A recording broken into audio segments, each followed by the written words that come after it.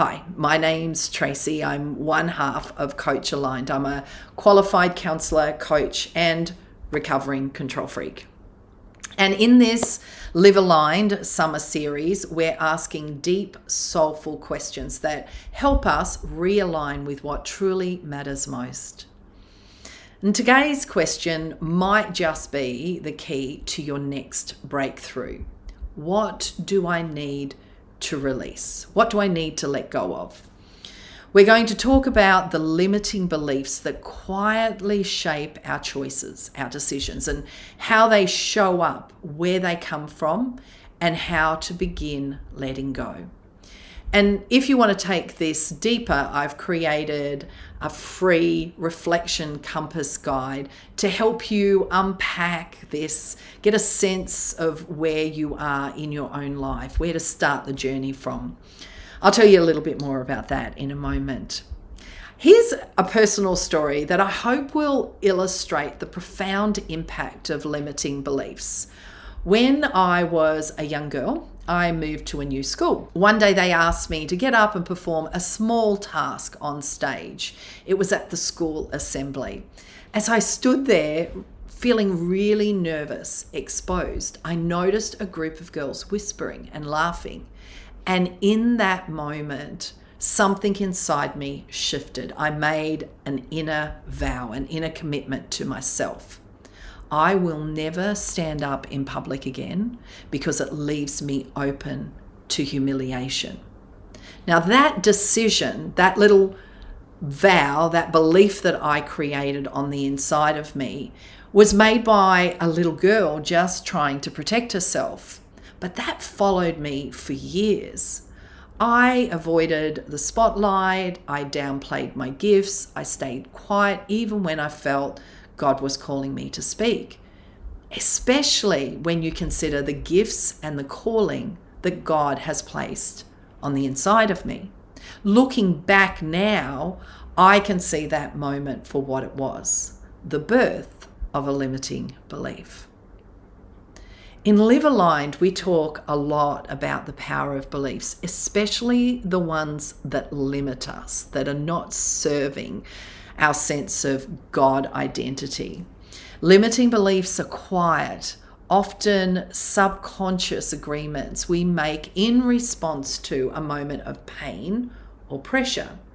And they can often sound like this: I'm not enough. If I rest, I'll fall behind. I need to keep up. I have to make everyone happy. It's too late for me. It's safer to stay small. They usually form in childhood or crisis when our nervous system is just trying to keep us safe. But what once protected us may now be preventing us. And if we don't name them, they will continue to shape our actions, our relationships, and even our identity without our consent. So pause and ask, what belief am I carrying that no longer serves the woman I'm becoming? Research in cognitive behavioral science confirms what scripture has been saying all along. Our thoughts shape our lives. Studies show that beliefs impact emotional regulation, our stress levels, and even our physical health. When we live from a false belief like, I must stay invisible to stay safe, our nervous system responds as if that fear is still real. But here's the hope. Neuroplasticity means we can change our beliefs and change our thoughts. You are not stuck with the story you've inherited. You can write a new one starting today. So let's take a moment. Close your eyes. Breathe in deeply and release slowly. Gently ask yourself, what story have I been telling myself that no longer feels true?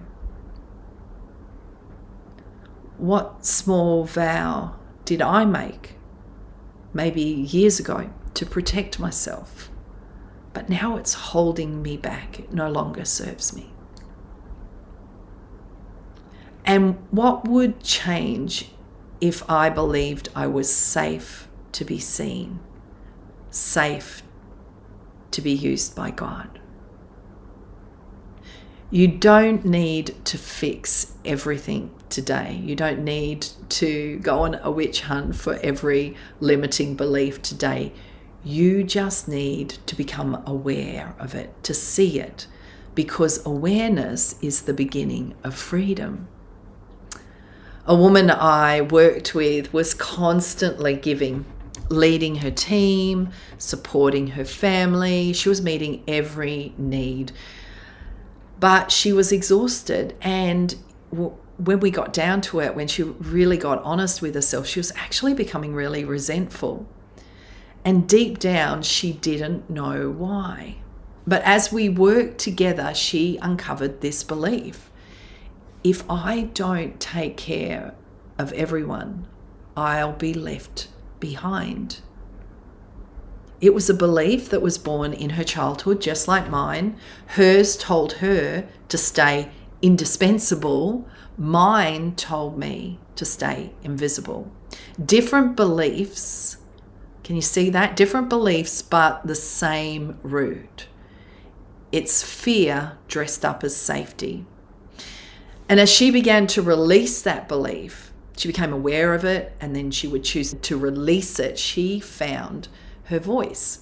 She created space for new rhythms, new habits, new responses, and she stepped into her life fully embracing joy instead of obligation. So what about you? What do you need to release this summer? Not from your calendar, but from your soul. What could you release in this season?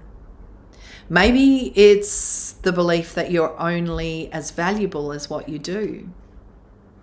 Maybe it's the fear that if you don't stand out, if you don't shine, if you don't get everything right, you'll be judged. Maybe, like me, it's the old vow: don't be seen. It's not safe. Letting go is not weakness, it's wisdom. You don't have to carry what no longer belongs in your future.